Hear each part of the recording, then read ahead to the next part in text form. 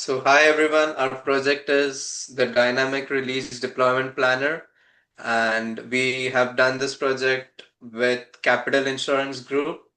Uh, on this project, it's me, Dhruv Salian. Alexis Guzman. Montalala. And Sylvia Pineda Jimenez. So, it's a web-based tool designed to help teams deploy applications more safely and efficiently. Our focus is on reducing deployment errors by checking service dependencies and guiding the deployment process. So, this project was completed as part of a capstone. The DRDP works by analyzing the relationships between different services in an application. It automatically determines the correct deployment order and highlights any dependency issue before deployment happens. Instead of relying on manual planning, our system provides a structured and automated approach which helps improve reliability and saves time. All right, now let's get into what we built. So to address this problem, we built an automated deployment planning system. The system analyzes service dependencies to determine the correct deployment order. It then generates a deployment timeline, which you can see on the right, and a runbook, but that you will see later, that guides the execution process. It also detects issues like missing or circular dependencies and provides feedback to the user. But again, we will get into that more later. This is our system architecture. So it shows how the user uses the services from the JSON configuration data, and then topological sorting and cycle detection to be able to create them into waves. So all the individual services will be put into a wave, and then the ones that need to be worked parallel will be put in a separate wave.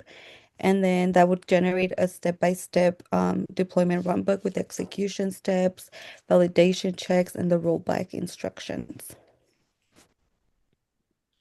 So let's go ahead and get started into what the problem is and how we're actually solving that problem.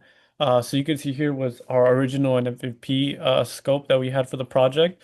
So the main goal was to build a web app that could help teams uh, plan deployment nights in a safer and much more organized way. The original MVP was pretty straightforward, just let users define services and dependencies, then generate that safe deployment order, and then show the result in a runbook format. So it's kind of like a three-step thing, pretty straightforward. We also knew that we're going to need some documentation, a final demo, and other features. So the focus was really on beginning on those core features and then building out to those other features.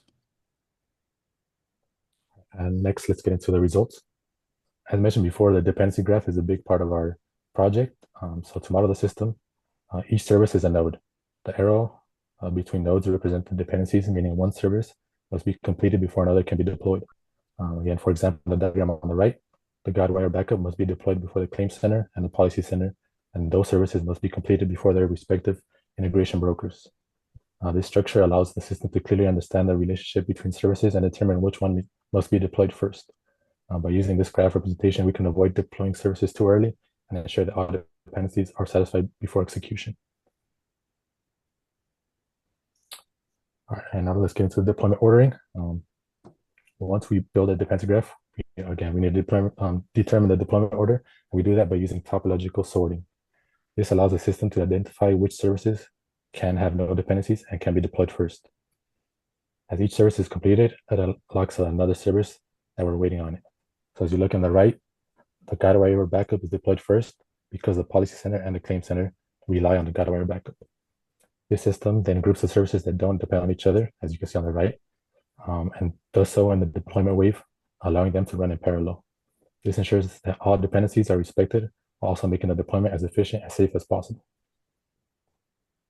So we're going to go ahead and go through the changes from the MVP now, and with all this in mind. So when we worked through the project, as I said before, some of the parts of the plan actually changed. So instead of spending more time on these outside features, we really dug in and spent most of our effort into making the core planner much more solid. So this involved improving the dependency validation, making circular dependency handling stronger, adding deployment waves for steps that can happen in parallel, and then just building out the runbook output that's more clearly. So in the end, that really helped us make a much more stable MVP that just does a better job of showing how safe release planning could work in a real setting without adding a lot of the other extra stuff. So you could see here, you could see the cycle detection on the right. So this is just an example of one, like one of the tests would detect. So here it's missing the policy center, so it would give you an error and then wouldn't let you continue.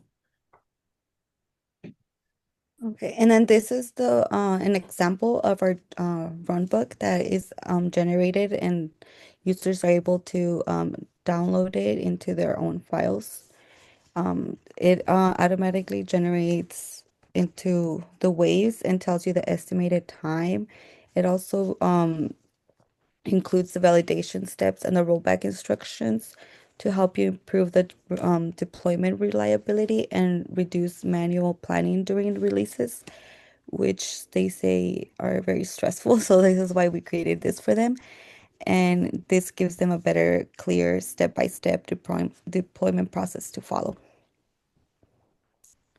So overall, DRDP helps making deployments safer, faster, and more reliable by removing guesswork from the process. We'd sincerely like to thank our mentors, Louis Cortes and Madison Betty, for their guidance, feedback, and continued support throughout this project, and also CSUMB for giving us the chance to work on this project. Thank you. Thank you.